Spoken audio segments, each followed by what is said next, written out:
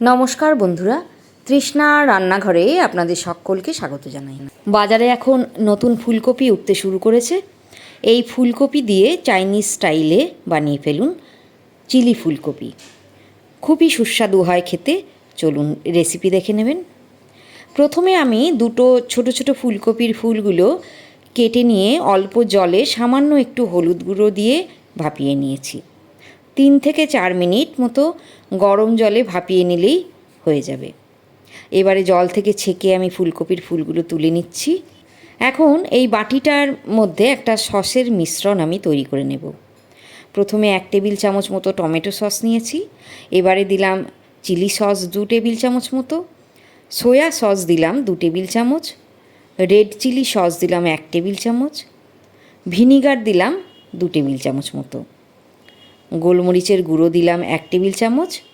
এখন আমি দিয়ে দিলাম হাফ চামচ লাল লঙ্কার গুঁড়ো। খুব ভালো করে এবার একটা চামচের সাহায্যে মিশিয়ে নিচ্ছি। এবারে আমি ফুলকপির ফুলগুলোর মধ্যে দিয়ে দিলাম 3 চামচ কর্নফ্লাওয়ার, স্বাদ মতো লবণ দিয়ে দিলাম, হাফ চামচ দিলাম লাল লঙ্কা গুঁড়ো, হাফ চামচ দিলাম হলুদ গুঁড়ো, আর সামান্য একটু গোলমরিচের গুঁড়ো দিয়ে দিলাম। এখন হাত দিয়েই আমি মেখে নিচ্ছি। আরও একটু কর্নফ্লাওয়ার লাগবে মনে হওয়ায় দিয়ে দিলাম 2 টেবিল চামচ মতো।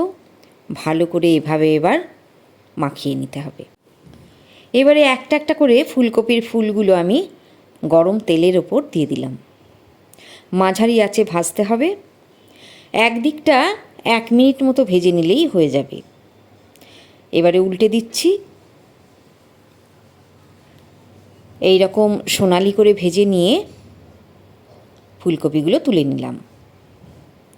এখন ওই তেলেই দিয়ে দিলাম 2 টেবিল চামচ রসুন কুচি।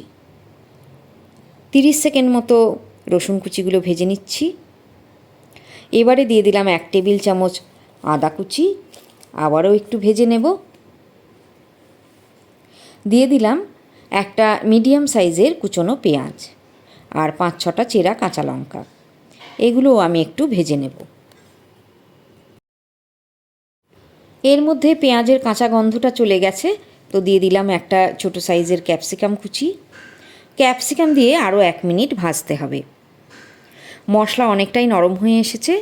একটু ক্রাঞ্চি ভাব থাকতেই দিয়ে দিতে হবে তৈরি করে রাখা সসের মিশ্রণটা।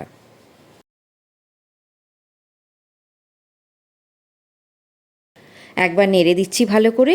এরপর দিয়ে দিলাম ভেজে রাখা ফুলকপির টুকরোগুলো।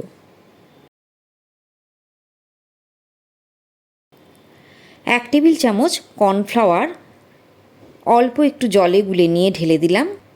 আর বেশি জল আমি দেব না। চিলি গোবি একটু ড্রাই ভালো লাগে, তো এবার একটু নাড়াচাড়া করে নিলেই তৈরি হয়ে যাবে। এখন আমি পরিবেশন করে দেখাবো।